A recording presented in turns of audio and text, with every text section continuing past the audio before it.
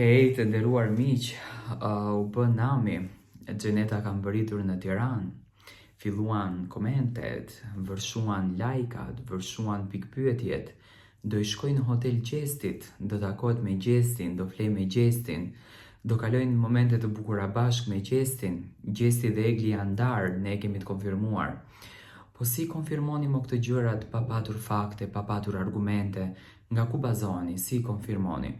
E para njëherë Xheneta, me patjetër që do të jetë në Tiranë, sepse Xheneta ka një kontratë me Top Channel që është pjesë e emisionit Trotuar. Dhe në qoftë se Xheneta e përdorën këtë mekanizmin për të nxjerrur një story edhe për të provokuar publikun, nuk është diçka e madhe. Xheneta ka qenë në Tiranë edhe 3 ditë para që pati problemin me Bledin në trotuar që u grindën, ka qenë në Tiranë dhe në atë kohë. Pse që nga nami i madh që Xheneta ka postuar story nga Instagrami i saj.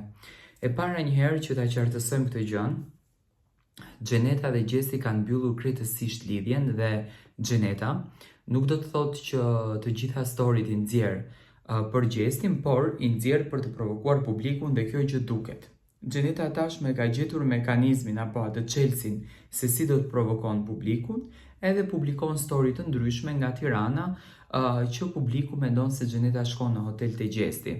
Me patjetër që Gjesti dhe Xheneta nuk kanë asnjë gjë bashkë, ato të dy e kanë mbyllur marrëdhënien e tyre.